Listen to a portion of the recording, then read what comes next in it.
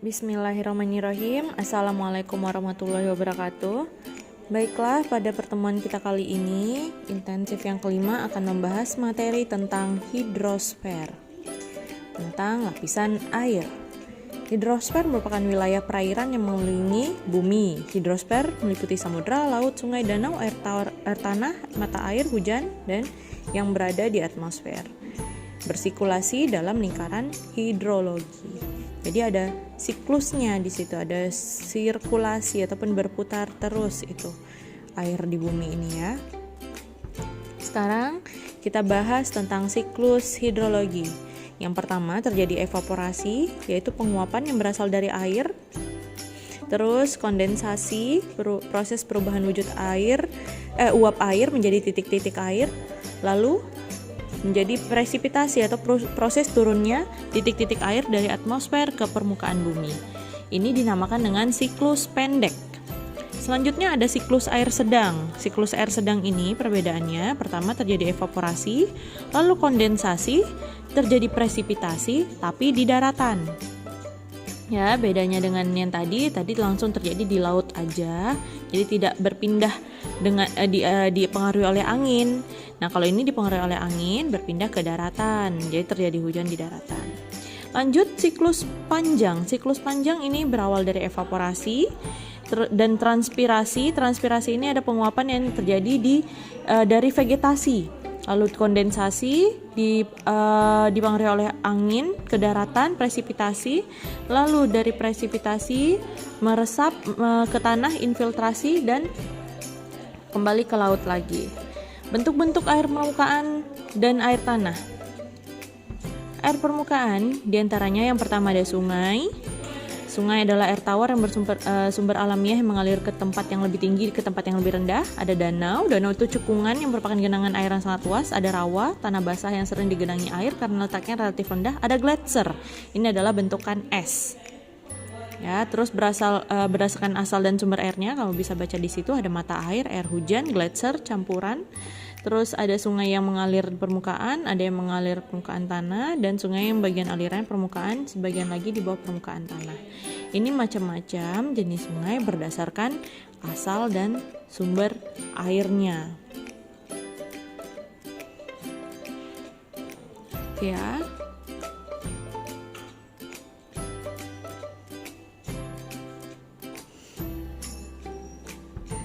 Lanjut, pola-pola sungai.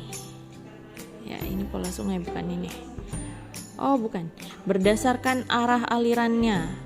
Nah, berdasarkan arah alirannya, sungai terbagi atas sungai konsekuen, sungai yang arah alirannya searah dengan kemiringan lereng. Ada subsekuen yang arah alirannya tegak lurus. Terus ada resekuen dan obsekuen. Pola sungai ada dendritik, aliran sentripetal, radial sentrifugal. Kamu bisa baca di situ penjelasannya ya.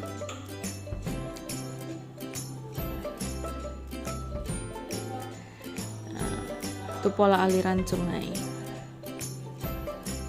Lihat di situ gambarnya membentuk cabang-cabang. Itu ada penjelasannya, kalian baca sendiri. Lanjut, ada pola aliran sungai rektangular.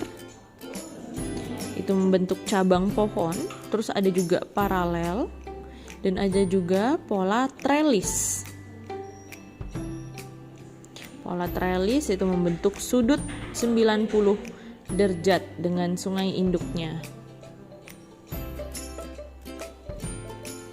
Itu pola-pola sungai ya.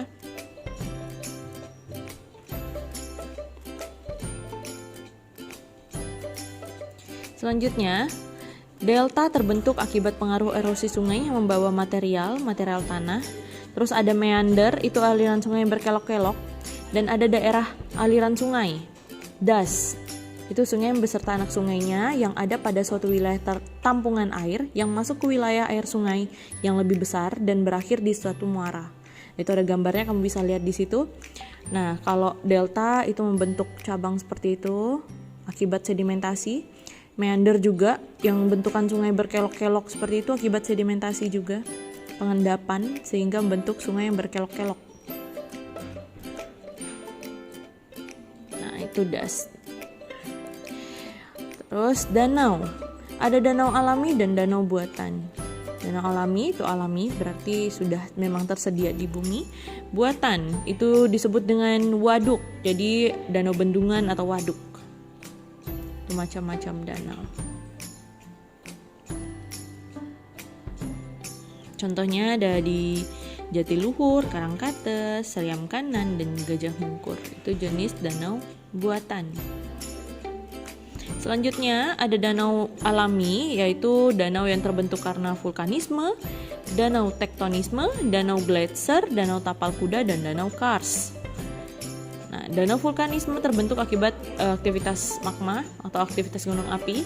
Danau tektonisme karena gerak tenaga tektonik yang menyebabkan permukaan bumi menjadi lebih rendah, membentuk cekungan. Danau kars itu tembus air menutup dasar dan pipa kars sehingga air hujan tidak dapat meresap dan terbentuk danau. Terus gletser ini karena adanya pencairan es. Tapal kuda itu terbentuk karena meander yang terputus ataupun sungai yang berkelok-kelok tapi terputus, tidak menuju ke muaranya sehingga membentuk danau. Terus ada macam-macam rawa. Rawa tergenang dan rawa pasang surut. Rawa yang tergenang, rawa yang airnya selalu tergenang, dan dasar rawa merupakan lapisan gambut yang tebal, jadi tidak meresap dia. Nah, itu seperti itu contohnya. Terus rawa pasang surut, airnya dipengaruhi oleh pasang surut air laut. Kalau air laut lagi pasang, maka rawa itu terdapat air. Kalau air laut lagi surut, rawanya juga kering gitu. Jenis-jenis lapisan tanah. Lapisan tak kedap adalah lapisan yang mudah tertembus air sehingga air tidak tahan dan langsung dapat meresap. Nah, itu lapisan tak kedap. Lapisan kedap ini adalah lapisan yang kadar pori lapisannya sangat kecil sehingga kemampuan meneruskan air juga kecil. Jadi ini lebih sering terjadi run off ataupun aliran permukaan. Nah, ini lapisan kedap, biasanya itu lahan-lahan gambut karena itu kedap sehingga daya resapnya sedikit, porositasnya sangat sedikit. Sangat kecil sekali daya resapnya. Itu lapisan kedap. Lanjut, macam-macam air tanah. Ada travertin, terus air bawah tanah, geyser, dan sungai bawah tanah air hujan yang masuk ke dalam tanah. Macam-macam air tanah. Travertin adalah endapan kalsium karbonat yang dihasilkan oleh mata air. Pada umumnya mata air travertin mengandung gamping. Air tanah bawah adalah air tanah yang berada di bawah permukaan tanah yang tidak kedap air. Air tanah dalam kedap air, atesis. Terus sungai bawah tanah. Nah, kamu baca sendiri, oke? Sampai di situ aja penjelasan Miss hari ini. Miss harap kalian dapat memahaminya. Assalamualaikum warahmatullahi wabarakatuh.